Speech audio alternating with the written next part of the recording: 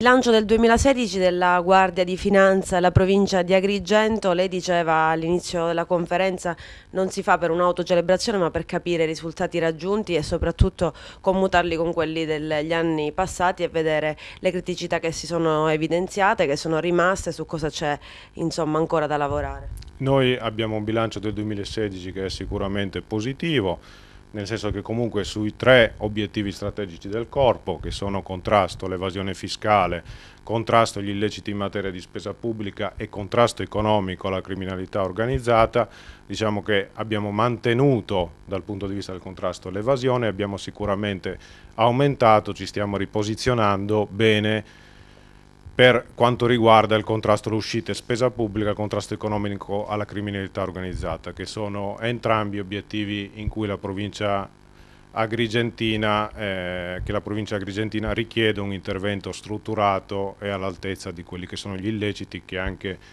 quest'anno abbiamo in qualche modo individuato. Per quanto riguarda in particolare il contrasto alla spesa pubblica, siamo stati presenti per quanto riguarda frodi al bilancio locale, nazionale e comunitario, quindi intendendo frodi per quanto riguarda fondi strutturali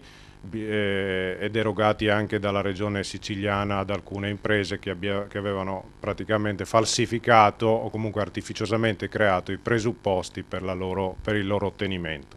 Per quanto riguarda il bilancio locale, siamo comunque presenti anche con i singoli reparti territoriali per quanto riguarda quelle forme più diffuse di insidiose di truffa, anche in questo caso falsificazione di presupposti da parte di privati, quindi stiamo parlando di prestazioni sociali agevolate in ambito sia sanitario che nell'ambito di assegni sociali, quindi persone che falsificavano la loro condizione reddituale. Ad ampio respiro, quindi stiamo parlando di un fenomeno che ridotto dal punto di vista degli importi, ma abbastanza diffuso e che, specie in considerazione della condizione sociale e economica agrigentina, va ugualmente perseguito come le frodi milionarie in materia di fondi strutturali, ad esempio. Abbiamo un rapporto con la Corte dei Conti e in particolare la sezione di controllo Corte dei Conti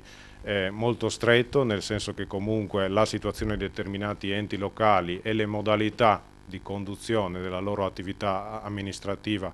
va sicuramente monitorato nell'ambito di quello che è il contributo che noi possiamo dare. Abbiamo un contrasto economico alla criminalità organizzata che è